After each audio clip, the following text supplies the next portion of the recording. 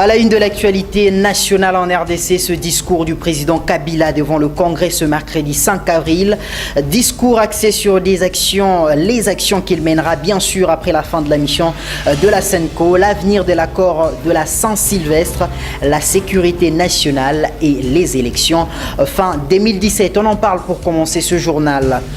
Puis ces agitations dans la ville de Bangou, on parlera d'un cas de vol et d'escroquerie à Lukala, mais aussi de ce mariage insolite béni par une église de la place. Un homme a épousé 2 femmes à la fois et le même jour. Et pour finir, au-delà de nos frontières en condensé, attaque chimique en Syrie, débat télévisé entre candidats aux élections en France et bien plus encore. Bienvenue à tous. Très heureux de nous retrouver encore une fois de plus. Madame, Monsieur, bonsoir et bienvenue dans ce journal. Le président de la RDC, Joseph Kabila Kabange, s'est exprimé à midi ce mercredi 5 avril 2017. C'était devant les 2 chambres du Parlement réunies en congrès. Plusieurs points à l'ordre du jour évoqués, bien sûr. Il a commencé par parler de cet accord, l'avenir de l'accord de la Saint-Sylvestre après le départ des évêques. Aussi, il a été question de la sécurité nationale en parlant des mouvements au Kasaï central et pour finir bien sûr les élections fin 2017. Je vous propose donc un résumé, quelques points même de ces discours très attendus en RDC. On écoute. Des instructions ont été données au gouvernement central de manière à intensifier sa présence accrue dans les provinces touchées à travers les ministres ayant en charge l'intérieur et les affaires coutumières, en vue de la poursuite du règlement politique et administratif de nombreux conflits coutumiers signalés çà et là, et ce avec l'aide de l'Association nationale des autorités traditionnelles du Congo.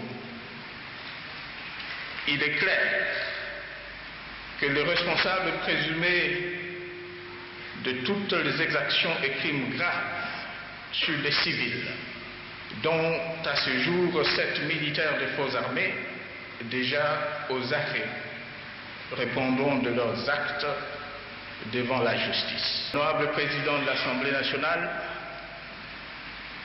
honorable président du Sénat, honorables députés et sénateurs, je me fais le devoir de rappeler une fois de plus la fragilité des fondamentaux de notre tissu économique, tourné essentiellement vers le secteur tertiaire et marqué d'une part par l'importation de biens de première nécessité consommés par les Congolais et que nous ne produisons pas, et d'autre part par l'exportation de matières premières vers le pays industrialisé, source de nos principales recettes budgétaires, mais dont la fixation de cours échappe à notre contrôle. Il va sans dire que tant que nous ne changerons pas ce paradigme, dont notre économie restera fragile et fera continuellement les frais de soubresauts de la conjoncture économique internationale. Dans le même ordre d'idées, tant que notre système fiscal sera écrasant, discriminatoire et truffé d'une parafiscalité lourde, le climat des affaires ne sera pas propice à l'investissement productif ni civisme fiscal. Aujourd'hui, nous avons pris la mesure du défi. Il nous faut agir sans plus attendre. Des propos recueillis par l'équipe technique de la Santé Radio-Télévision.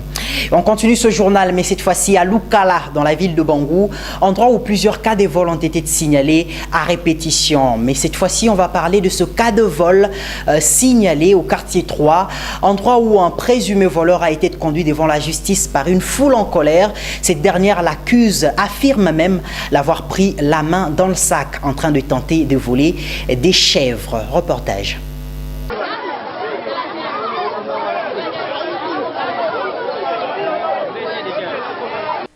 Nous sommes dans la cité de Lukala, dans les territoires de Songololo. Cet homme, escorté par la police, est un présumé voleur. Selon la victime, toutes les preuves sont réunies, attestant que celui est le voleur de plusieurs chèvres disparues les unes après les autres dans sa parcelle.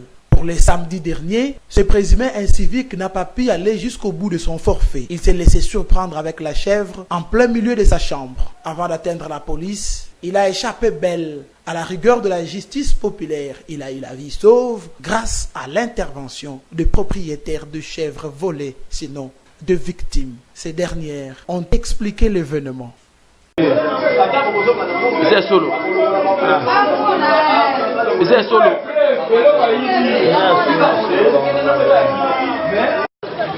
Et puis vol, mais surtout escroquerie, c'est de ça qu'est accusé un monsieur, toujours à Lukala. Selon ses détracteurs, cet homme aurait fait partie d'un groupe de voyous qui se serait intervenu après un accident de circulation produit sur la nationale numéro 1 à la hauteur de Koukoua. Lui, se faisant, paraît-il, passer pour le chef du village de la place et se profitant donc de cette occasion pour voler quelques bidons de mazout, mais aussi quelques batteries. Voilà le résumé dans ce reportage. Nous sommes à Lukala.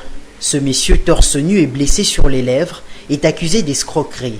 Il se serait fait passer pour un secouriste après un accident de circulation produit récemment sur la nationale numéro 1 près du village Koukoua. Et après l'avoir cherché depuis quelques jours, ceux qui l'accusent l'ont finalement trouvé. Lui qui nie tout en bloc.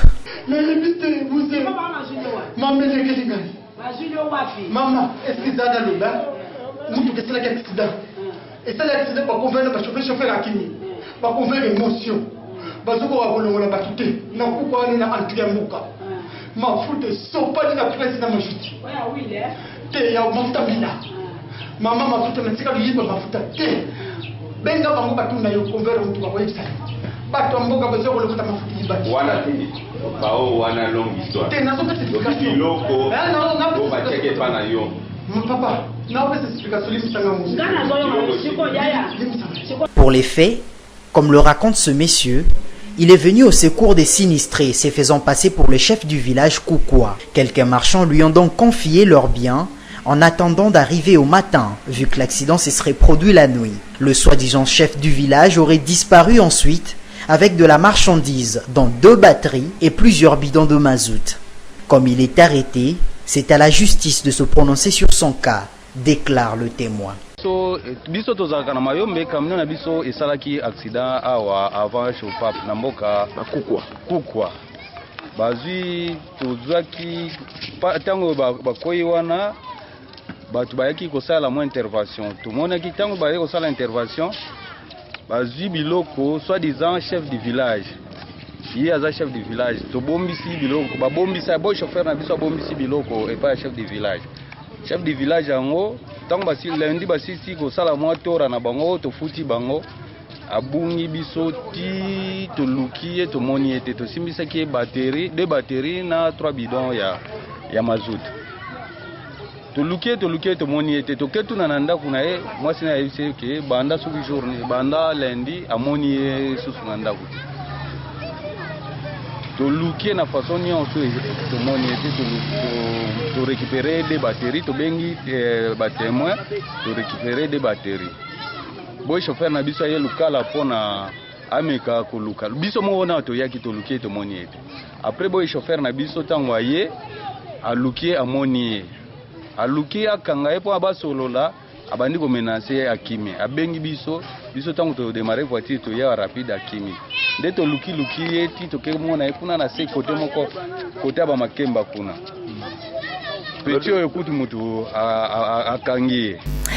Madame, messieurs, comme on le sait tous, un mariage religieux sérieux, c'est entre un homme et une femme. Et les anneaux d'alliance sont glissés autour des annulaires. Mais ce n'est pas ce qui s'est passé à Lukala, dans la ville de Bangou. Endroit où un homme a épousé, je le dis, 2 femmes. Et les anneaux d'alliance ont été glissés autour des index. Cela se passe bien sûr devant un serviteur de Dieu. Daniel Matondo.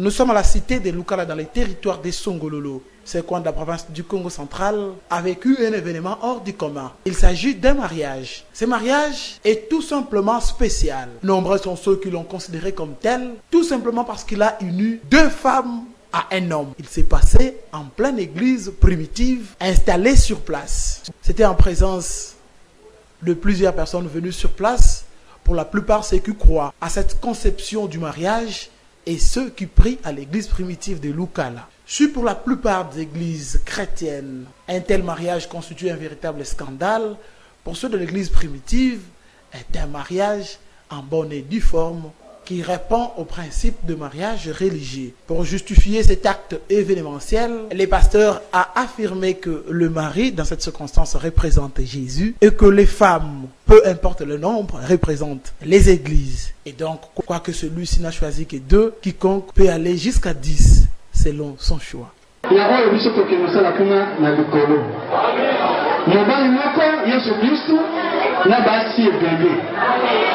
C'est ça la polygamie. C'est le cas par cet amour qui est sanctifié pour moi et pour moi seul.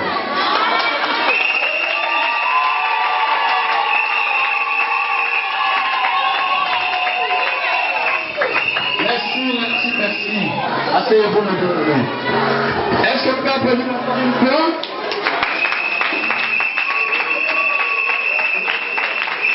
Retour à Matadi. Madame, Monsieur, comme on le sait, le lundi a été un jour un peu timide, en parlant bien sûr de la circulation routière et l'ouverture des portes de bureaux administratifs au centre-ville en particulier. Et selon bien sûr nos dernières enquêtes, la situation ne semble pas avoir été réglée. Rien n'a changé visiblement, puisqu'il y a plusieurs bureaux qui ont continué à fermer leurs portes jusqu'aujourd'hui. Nous sommes bien sûr le mercredi 5 avril 2017. Daniel Matondo nous en parle avec de plus amples détails. Il est 9h à Matadi.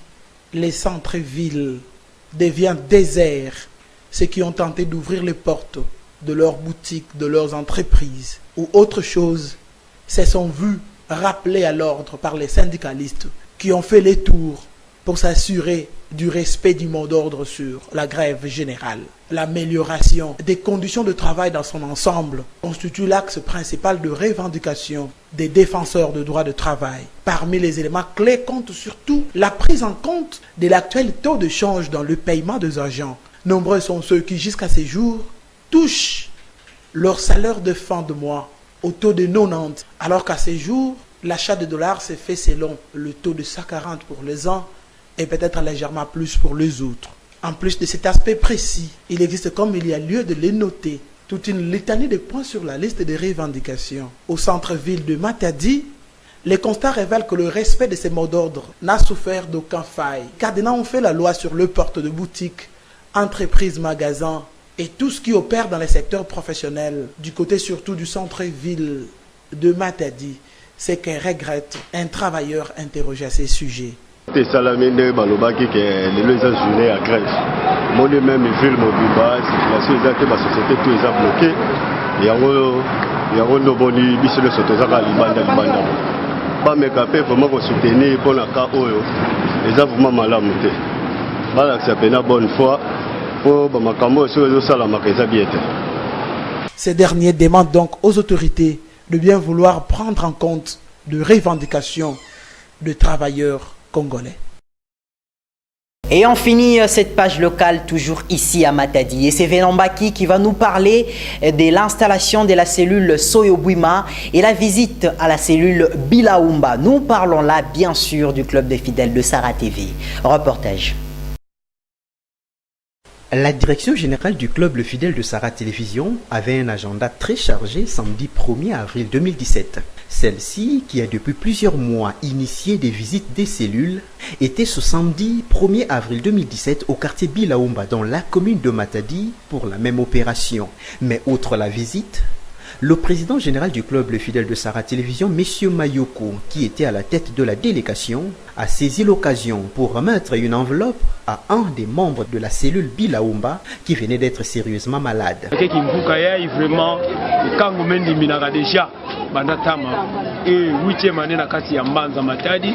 eyangela komona tibubia ingolo ya kosiama misesa ko ya kosiama ebe tukena ba membre effectif. Alors on a kimvuka ya beto bube tumekatoka ko installer comité ya cellule ya Itecom et betume sangisa mbala mosi na bapangi ya bilaumba bavona na mwa bakoko sote sa ba visite beto tala ba et beto tala pe mwa bakike kai na beto na résoudre parce que kimvuka bilaumba ya kimvuka beto les fidèles de Sara Télévision nous nous vendons comme moi mingi mebubu ya beno mosi belime mona parce que sensibiliser bake mobiliser comme on a kimvuka ya ba vraiment les fidèles de Sara Télévision merci ça mon appel Père Hubert vraiment Père Hubert ngesalaka penza yebaka dibanza moto kusadia beto comme chaîne télévision yai Sara TV. La cellule Itecom Soyo, toujours dans la commune de Matadi, s'est figurée également sur la liste des cellules visitées ce même samedi par les membres de la direction générale du club Le Fidèle de Sara Télévision. Sur place, le comité directeur qui doit mener à bon port les activités de la cellule était installé à la grande satisfaction de tous. Avec moi, bakri ya kitoko vraiment. Hein? Ya kesa mona président. Ça va? Président Beno bongele meso.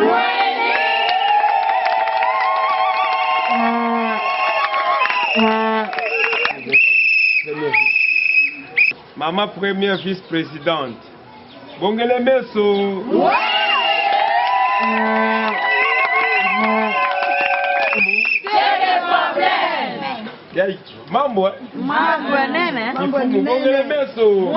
Dans la soirée du même samedi 1er avril 2017, le membre de la direction générale et ceux de la cellule Itecom Soyo se sont retrouvés au dancing bar Planète se trouvant en Voidou pour festoyer.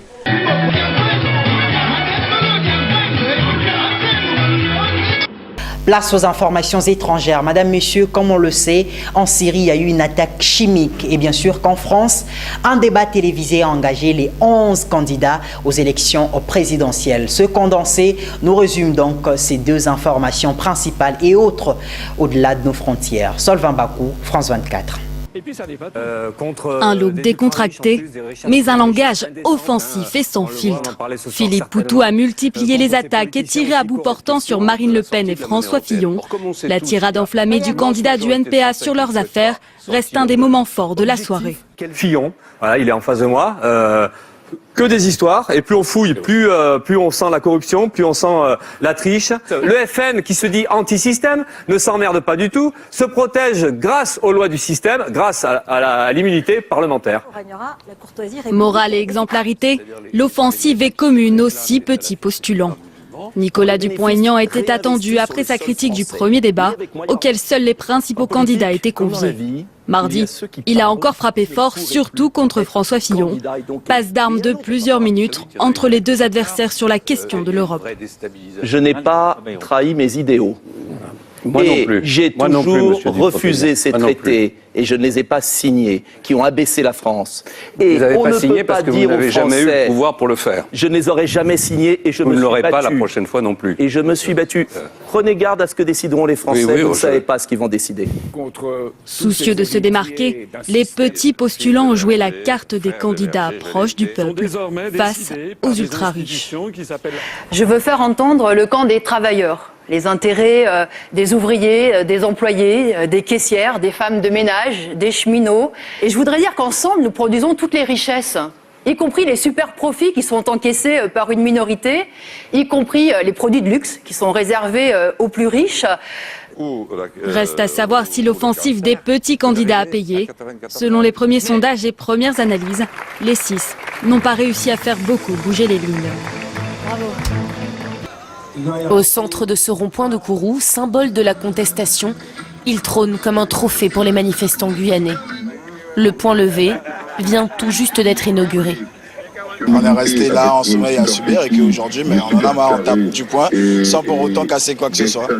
Voilà, on se fait entendre en levant les mains, en chantant et puis en bloquant un peu l'économie de tout à chacun.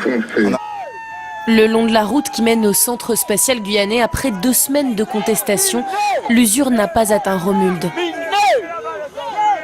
On est en train de négocier, mais en ce moment, on n'a pas de résultat. Attendez, topez. On n'a pas de résultats, mais on va les soutenir. Hein, parce que ce sont des collègues, le collectif, on ne peut pas les lâcher. Ce concierge de l'université de Kourou n'a pas dormi depuis plusieurs jours pour aider à ravitailler les manifestants et animer les foules. Ils sont des centaines à avoir approché au plus près l'enceinte du centre spatial sous haute surveillance. Ils ont décidé d'y passer la nuit, en soutien de la trentaine de membres des collectifs qui occupent les bureaux du directeur du centre depuis hier après-midi. La fusée est devenue l'ultime moyen de pression pour obtenir les 3 milliards demandés pour faire décoller la Guyane. On demande simplement les moyens nécessaires pour pouvoir exister. C'est pour ça que vous voyez autant de personnes. La base spatiale est un fleuron européen. Et donc nous sommes vraiment sur une dimension internationale. Et donc là, il s'agit pour nous de nous faire entendre à une échelle très importante. À la nuit tombée, les irréductibles sont toujours nombreux. Des familles ont installé leur campement. Lorsque l'avocate du collectif sort pour donner les dernières avancées, le directeur des lieux semble coopératif. Toutes les personnes qui sont à l'intérieur ont fait le choix de rester jusqu'à jeudi, d'une part dans l'attente du Conseil de ministres de demain. Je n'étais pas là lorsqu'il l'a appelé, mais visiblement il a tenté de joindre des institutions européennes ou des interlocuteurs qui pourraient apporter des réponses aux questions qui sont posées.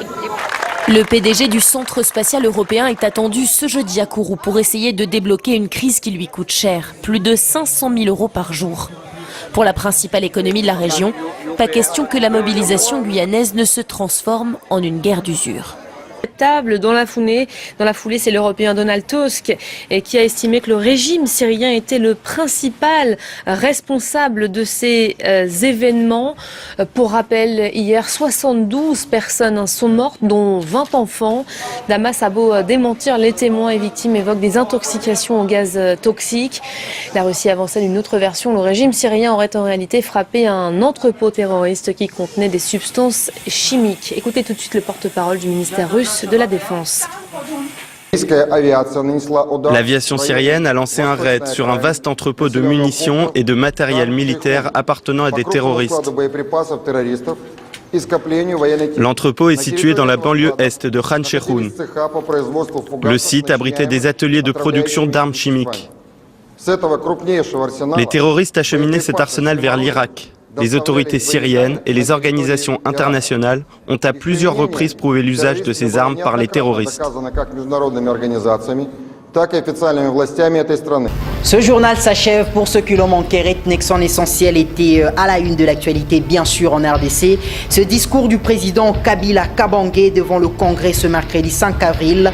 Discours axé sur les actions que le président va devoir mener à la fin de la mission de la SENCO. Après la fin de la mission de la SENCO, l'avenir de l'accord de la Saint-Sylvestre, la sécurité nationale, les élections, fin 2017. On a suivi quelques extraits de ce grand discours de midi. Puis ces agitations dans la ville de Bangou. On a parlé bien sûr d'un cas de vol et d'escroquerie à Lukala, mais aussi de ce mariage insolite béni par une église de la place où un homme a épousé 2 femmes à la fois et le même jour.